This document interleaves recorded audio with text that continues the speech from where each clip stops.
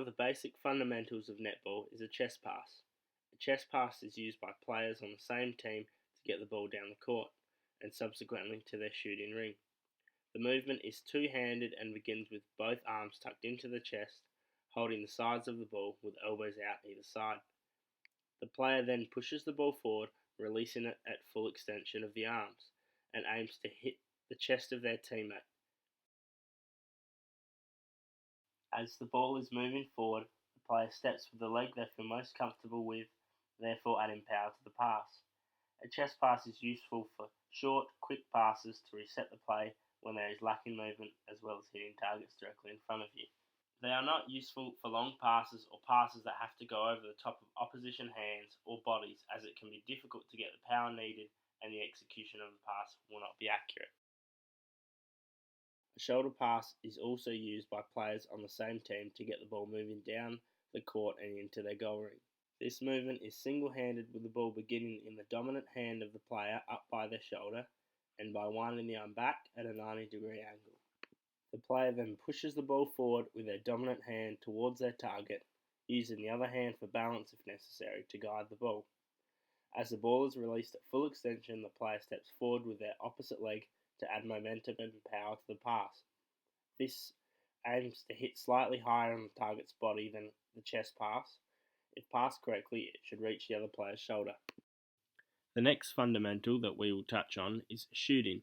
The shooting technique is important in the sport of netball, as without goals, the game cannot be won. There are many interpretations that work for different people when it comes to a shooting style in netball. We will explain the most common. The movement is to hold the ball in the dominant hand with the other hand resting on the side for balance above the head and to guide the ball. The player then bends their legs and arms before extending both, flicking the ball up off the fingertips of their dominant hand towards the ring, aiming for the back of the ring. As they release the ball, the player goes up onto their tiptoes, adding power and accuracy to the shot, ensuring that it makes the distance. Once the ball is released, the person should prepare themselves for rebounds in case of a miss. A goal can be scored from anywhere within the goal circle by the goal attack or goal shooter. If a goal is scored from outside the goal ring or by another player, a turnover goes to the other team. Defending is another extremely important part of netball. Defending is the movement performed by the players when their opposing player has the ball. It is particularly important for the goal defence and goalkeeper who are defending the opposition shooters. The motion of defending is to stand up tall, standing flat-footed and knees bent, with one hand placed over the ball with the other hand to the side to avoid quick passes and picking off intercepts, as well as trying to steal the ball from the opposition player. The goal of this movement is to block the opposition's view and potentially intercept or get a touch on a pass or shot. The movement is completed from 3 feet away from the player. After a shooter has taken their shot and a defender has finished their movement, they should prepare for rebounds in order to turn the ball over and give their team a chance of scoring the next goal.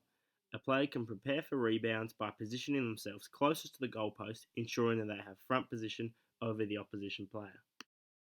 When a goal is scored, the umpire will raise their hand in acknowledgement as they run back to the centre circle to begin the next play. There is no whistle blown. Another common call is stepping.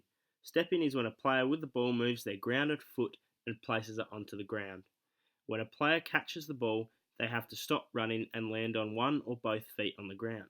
If a player lands on one foot, this becomes the grounded foot and must not move before the ball is released.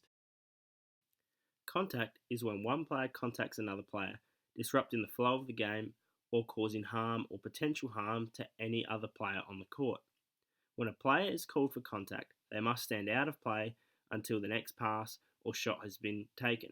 Standing out means the player who infringed must stand on the side and away from their player. Therefore, this means they are out of the play until the next action has been taken. This may involve contacting the arm of the player, causing them to drop the ball, or punching them through the ball as another player caught it. Finally, obstruction is when one player obstructs the ability of another player to move or participate within the play. This involves not being 3 feet away from the player with the ball before putting the hands up.